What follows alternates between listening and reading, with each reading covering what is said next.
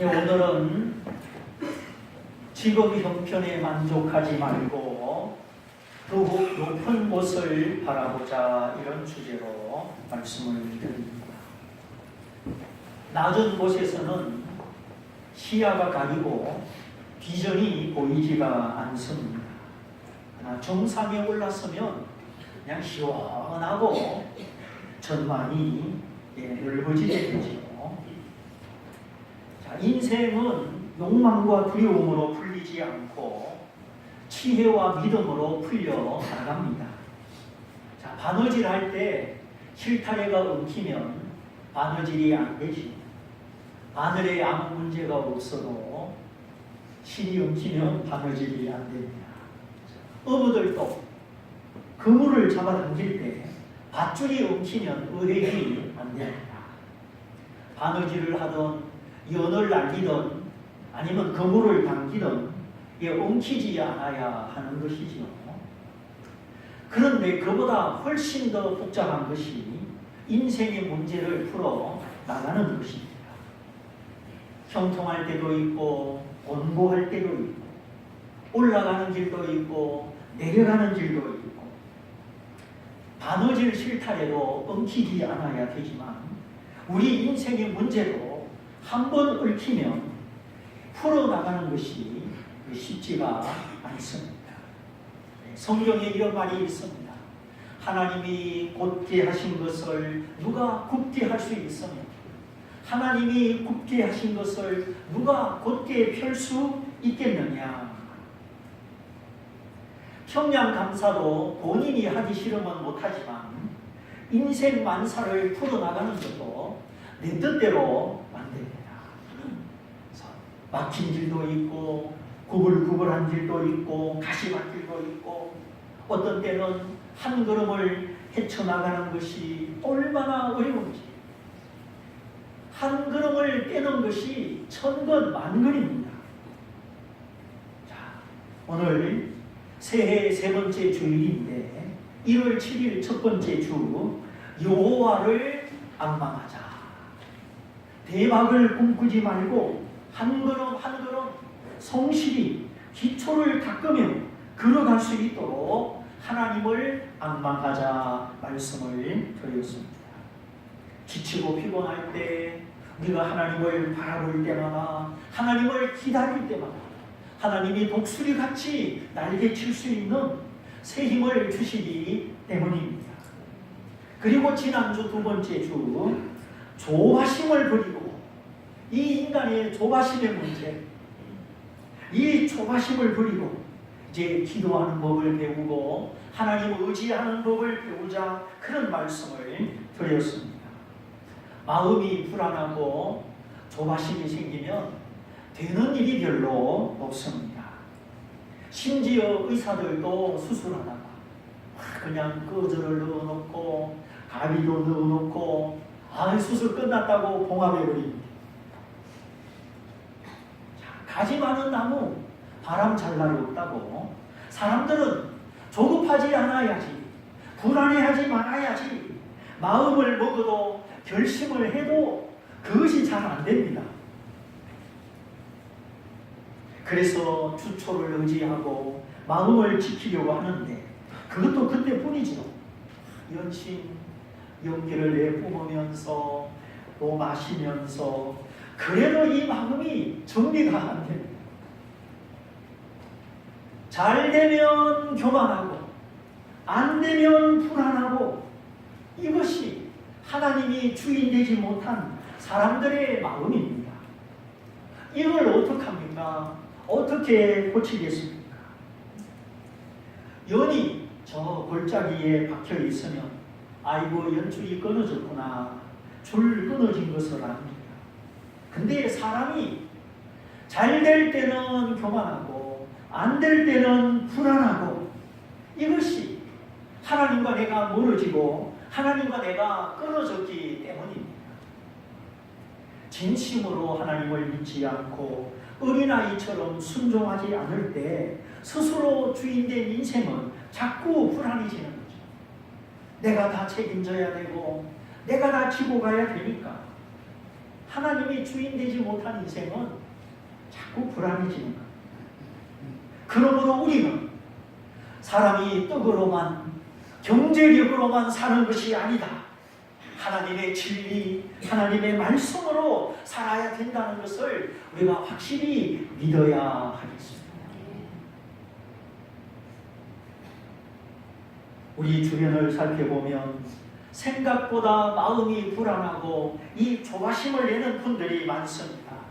어떡하나 어떡하나 아주 천정이 뚫어져서 빗방울이 새듯이 막 근심의 빗방울, 불안의 빗방울이 막 떨어집니다. 제가 옛날에 신학교 다닐 때 저 불광동 지나 진관 내동 산중터 기도원에서 살았던 적이 있었습니다. 월세를 못 내고 돈이 없으니까 피난처를 찾은 곳이 그 외진 기도원인데 지붕이 루핀집이라 어디서 구멍이 떨어졌는지 비만 오면 여기저기 새는 겁니다. 통통통통 밥그릇 7, 8개를 방 안에 펼쳐놨는데 도레미파솔라시도 큰 그릇 작은 그릇 빗방울에 막 연주를 합니다. 그런데도 마음에 근심이 하나도 없습니다. 무엇을 먹을까, 무엇을 입을까, 어디서 잠을 잘까 걱정이 하나도 없었다면 여러분 믿으시겠습니까? 굶는 일도 있고 걷는 일도 있고 임시 거처를 찾아서 산중터 기도원에서 지내고 그런데도 오늘 어떻게 살까, 내일 어떻게 살까 걱정이 지배하지 못했습니다. 정말 가난하고 궁핍하고 주머니에 돈 하나도 없어도 여전히 찬송 부르면서 기쁜 얼굴로 살았습니다. 환난도 기근도 핍박도 그 어떤 것도 그리스도 예수 안에 있는 하나님의 사랑에서 우리를 끊을 자가 없습니다. 하나님의 사랑, 아버지의 사랑, 나를 사랑하사 그 아들을 십자가에 내어주신 하나님 아빠, 아버지의 사랑. 그래서 하나님의 내게 무서운 존재가 아니라 아버지의 사랑으로 다가오기 때문에 믿음으로 성령으로 아버지라 부르는 자는 두렵지 아니한 것입니다. 끊을 수 없는 사랑, 꺾을 수 없는 찬송, 입을 막아도 마음의 기도, 영의 기도, 막을 수 없는 기도, 이것이 하나님의 자녀들의 특징이요 특권입니다. 끊을 수 없는 사랑, 꺾을 수 없는 찬송, 막을 수 없는 기도, 하나님의 자녀들의 유산이요 하나님의 백성들의 표지입니다. 어떤 것이 나를 위협하며 어떤 것이 나를 두렵게 하고 있습니까? 무엇이 나를 가로막아서 내가 담대히 전진하지 못합니까? 하나님의 자녀들은 말씀이 가로막을 때, 성령이 가로막을 때 그때 외에는 막을 것이 없는 사람들입니다. 하나님의 말씀이 아니다 할 때, 성령께서 내 마음속에서 얘야 그 길이 아니다 할 때 멈춰서는 자가 복이고 아멘 하는 성도의 입술이 복입니다. 자, 길이 막힐 때, 앞이 캄캄할 때 두 가지 종류가 있습니다. 하나는 지금 말씀드린 것처럼 하나님이 막으실 때지요. 하나님이 말리실 때에 길이 막힙니다. 예상했던 대로 안 됩니다. 나보다 더 지혜로우신 하나님이 말리실 때에 뭔가 징조가 나타나고 조짐이 나타나고 길이 막힙니다. 순종하는 성도이기 때문에 하나님이 징조를 허락하시죠. 근데 순종 안 하는 사람은 징조도 조짐도 없습니다. 갑자기 일이 뻥 터져버립니다. 이게 다른 거예요. 순종하는 사람은 반드시 말리시는 징조가 있어요. 또 하나, 하나님이 큰 복을 예비하시고 내 믿음을 시험하시고 내 순종을 시험하실 때, 그래서 내게 복 주시려고 할 때에 그때도 앞이 캄캄하고 안 보일 때가 있습니다. 아니 내가 주님의 길을 가고 주님을 사랑하는데 왜 뻥 뚫리지 않습니까? 내 일도 아니고 주님의 일인데 그렇게 장애물이 많고 고난이 많을까요? 우리가 생각할 때 주님의 일이기 때문에 전혀 어려움이 없을 것이다. 일사천리로 뚫릴 것이다. 그렇게 쉽게 생각하지요. 물론 신앙이 어린 사람, 장성한 사람 하나님이 다르게 대하실 수 있지요.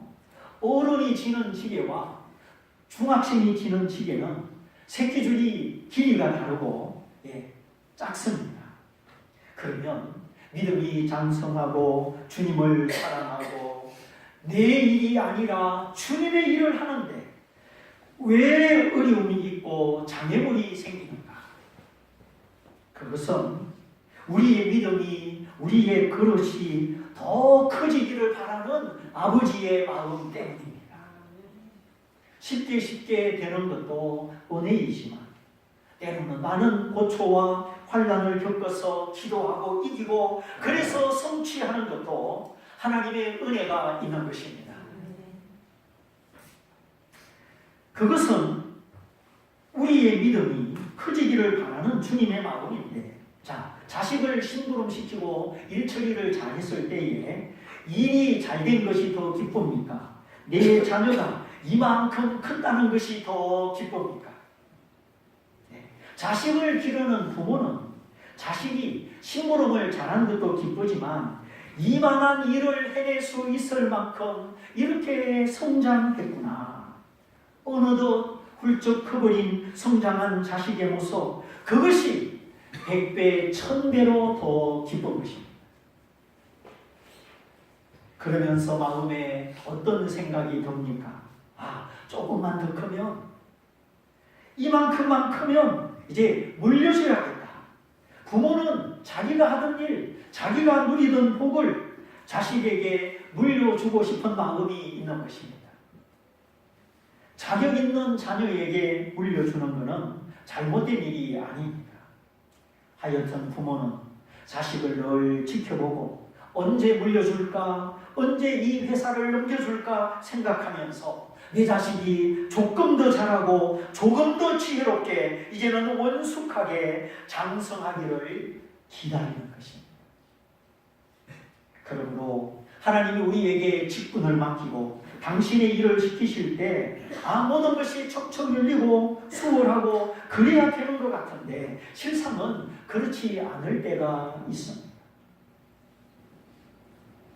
옛날에 그 알곡과 가라지를 갈라내는 키라는 거 아시죠? 바람 부는 날 곡식을 휙 던져가지고 죽전이는 날아가고 알곡은 다시 키 속에 두두둑 떨어집니다. 올라갔다 떨어졌다 올라갔다 떨어졌다. 그게 바로 우리에게는 믿음의 시험입니다. 불같은 시험, 죽전이를 날려보내고 불순물을 태워버리는 불같은 시험입니다. 불은 모든 것을 다 녹여버리고 쇳물만 남기고 다 내다버립니다. 불은 정결케 하는 힘입니다.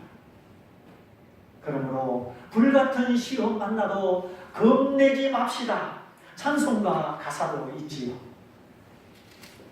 하나님의 자녀들에게 다가오는 이 정결케 하는 시험, 불같은 시험, 이 시험은 하나님의 자녀들에게, 사랑하는 자녀들에게 주시는 하나님의 선물입니다.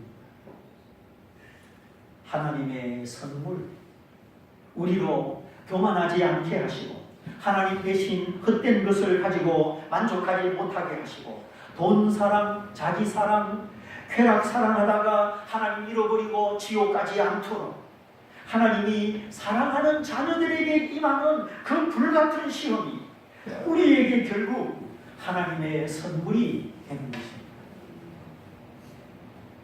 아브라함을 보십시오.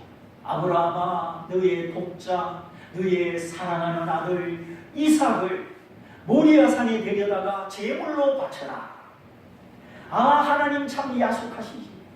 75세에 아들 준다 약속하시고 100세가 되어 오는 아들 25년을 기다려서 25년을 훈련받아서 얻은 아들, 이제 믿음으로 선택하고 믿음으로 결정하기를 배워서 얻은 아들인데 그 아들을 제물로 바치라는 거예요. 하나님은 우리의 복을 시기하는 분이신가? 그렇지 않습니다. 우리가 복에 빠져서 하나님을 잊어버릴까? 우리가 이 세상의 즐거움에 취하여 하나님의 은혜를 잊어버릴까봐 그래서 하나님은 믿음의 사람들에게, 믿음 있는 사람들에게 때때로 가장 좋은 것을 요구하십니다. 얘야, 그거 너 나한테 줄 수 있니? 여러분, 사랑하는 사람들에게도 이렇게 물어보자. 당신 나 사랑해? 사랑해. 그러면 다이아 반지 한 개 사줘. 사랑한다면서 다이아도 한 개 안 사주냐고. 이게 남편을 시험할 때도 있잖아요. 근데 하나님도 우리를 그렇게 하실 때가 있어요. 어떻게 하시려고? 믿음을 완성시켜 복 주시려고. 그래서 하나님이 아브라함에게 그 말씀을 하실 때 살짝 암시하는 것이 아니라 너의 독자, 네가 사랑하는 아들, 그리고 이름을 딱 불러서 이삭을 바쳐라.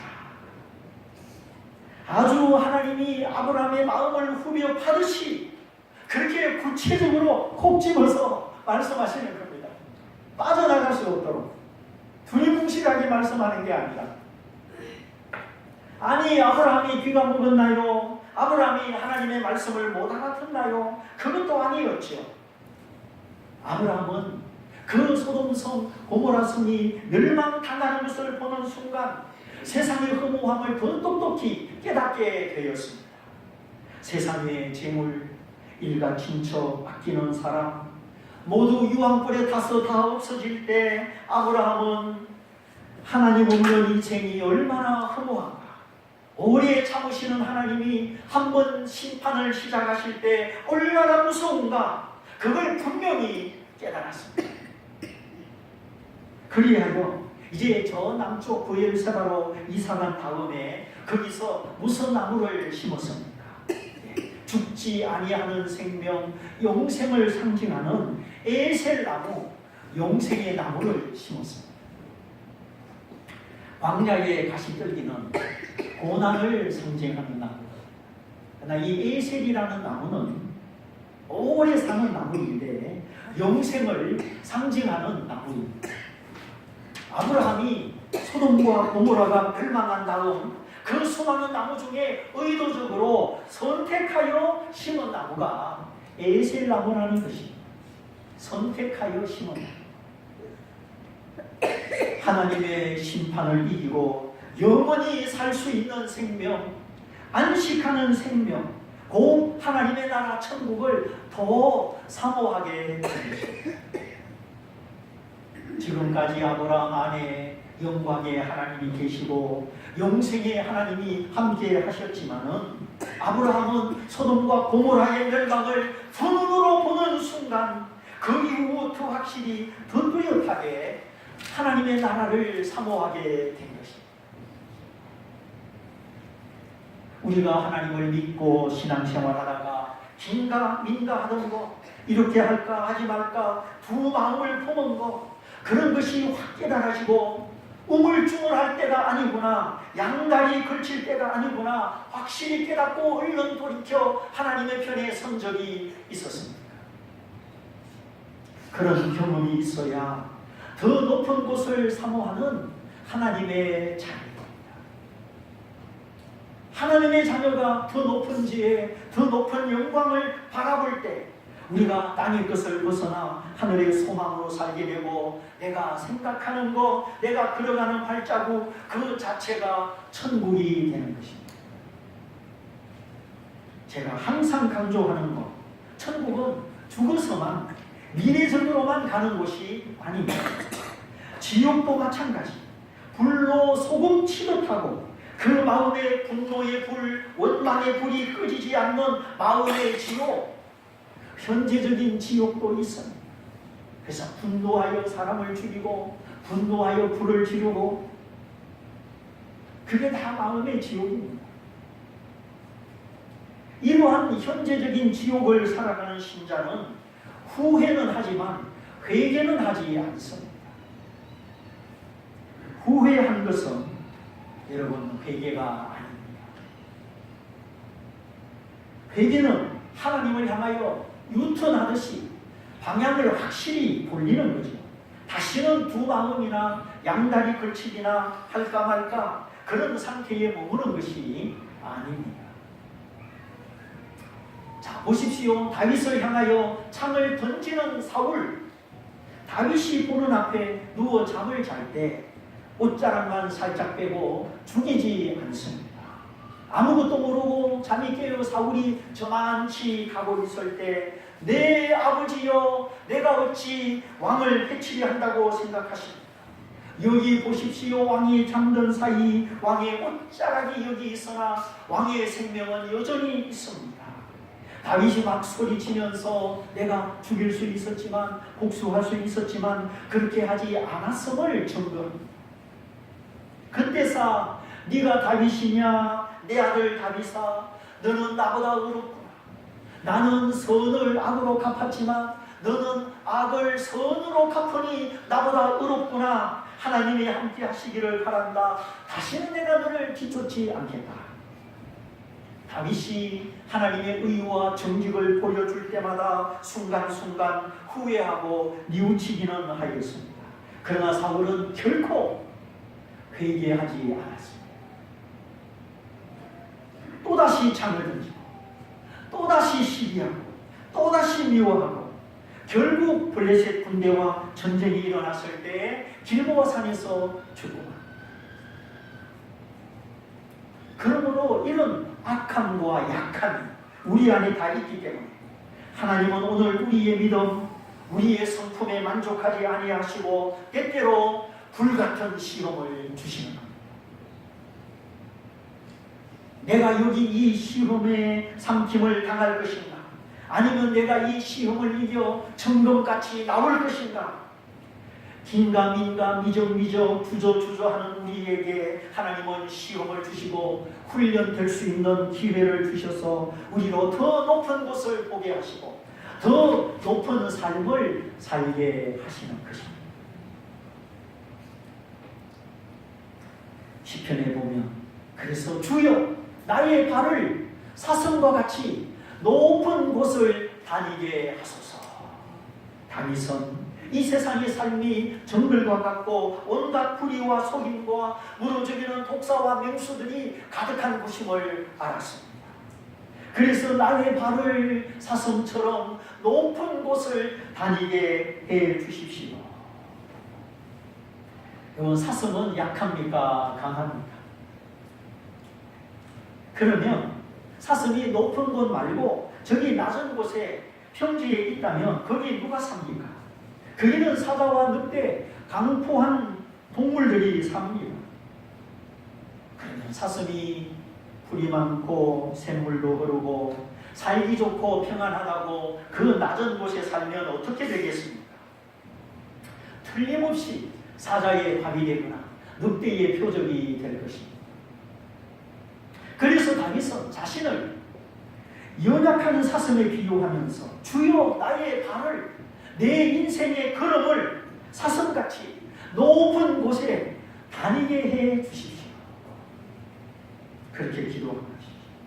이 세상의 죄와 어리석은 욕망과 누추함이 깃들지 못하는 곳, 거기는 바위들이 많은 높은 믿음의 산입니다.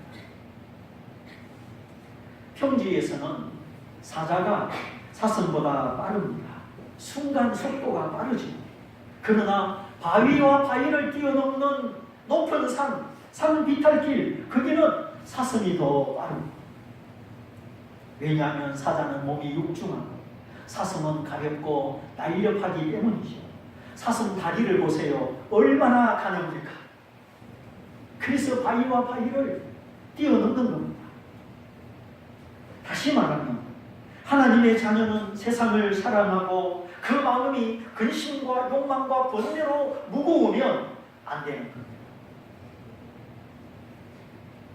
정말 샛털처럼 가볍게 항상 우리의 마음을 믿음으로 지키고 찬송으로 지키고 기도의 영으로 우리의 마음을 지켜야 되는 것입니다. 세상에 근심을 짊어지고 이렇게 무거우면, 그래서 엘리사의 문화생 선지 생도가 빌려온 도끼를 가지고 요단강 강변에서 나무를 대다가 그만 도끼가 깊은 물에 빠지고 말았지요. 아, 하나님의 종이요, 어떻게 하면 좋겠습니까? 이거는 제 도끼가 아니고 빌려온 것입니다. 이걸 건져내지 않으면 보상을 해줘야 되는데 이 선지 생도는 그럴 능력이 없는 겁니다. 그때 엘리사가 마른 나무 가지를 그 물에 던짐에 도끼가 떠올랐다 하였습니다. 상식적으로 이해가 안 되는 말씀이죠. 어떻게 무거운 도끼가 가벼운 나무 가지 때문에 또 오르느냐? 이건 어떤 과학적 사실을 보여주려는 의도가 아닙니다. 마른 나무 가지같이 우리의 마음이 가볍고 우리의 영성이 세상에 오염되지 아니한 영성이라야 한다. 하나님의 도끼를 들고 하나님의 집을 짓는 사람, 하나님의 역사를 이루는 사람은 이런 가벼운 영성이 늘 있어야만 사명의 도끼를 손에 쥘 수 있다는 것입니다. 두렵지 않고 무섭지 않고 걱정 근성에 눌리지 않고 사람의 눈치를 뛰어넘을 수 있는 욕심 없는 마음, 담대한 마음, 사심 없는 마음, 마른 나무 가지같이 가벼운 영성을 말하는 것입니다. 그러므로 빌려온 도끼, 곧 하나님의 은사를 받아서 하나님의 집을 짓는 일꾼들, 선한 일을 하는 하나님의 백성들은 세상 염려와 욕심으로 그 마음이 무겁지 않고 항상 믿음의 영으로, 찬송의 영으로, 기도의 영으로 가벼워야 된다는 것입니다. 육중한 사자에 비하여 다리가 가늘고 몸이 가벼운 사슴, 그래서 사슴은 그 높은 곳, 바위들이 많은 산, 그곳을 다니기를 원하면서 사자에게 잡혀먹히지 않고 자기의 신앙, 자신의 생명 지키기를 원했던 것입니다. 그러므로 우리도 주여 나의 발을, 내 인생의 걸음걸음을 사슴처럼 높은 곳을 다니게 하옵소서. 이것이 우리의 기도, 지각 있는 성도의 기도입니다. 그러지 않고 우리가 세상 출세, 세상 영광, 세상의 인기와 자랑, 아 그래도 내가 이만한 데 산다, 그거 보여주고 싶어서 세상 가까이 세상 영광으로 살다가 다 마귀의 발이 되는 것입니다. 사슴은 자기의 원수가 자기의 생명을 노리는 자가 사자요 늑대인 것을 알고 있는, 우리는 내 믿음을 가로막고 기도하지 못하게 하고 하나님을 사랑하지 못하게 만드는 그 원수가 내 욕심이요 사람 마귀인 것을 알고 있습니다. 될 듯 하다가 안 되고 할 듯 하다가 안 하고 더 높은 곳을 향하여 올라가지 않는 이적거리는 신앙, 후회는 하지만 참으로 회개는 하지 않는 신앙, 여러분은 언제까지 그렇게 살아야 하겠습니까? 아브라함아, 너의 독자, 네가 사랑하는 아들 이삭을 바쳐라. 그 말씀을 듣는 즉시로 그 다음날 새벽 일찍 이삭을 데리고 모리아 산으로 향합니다.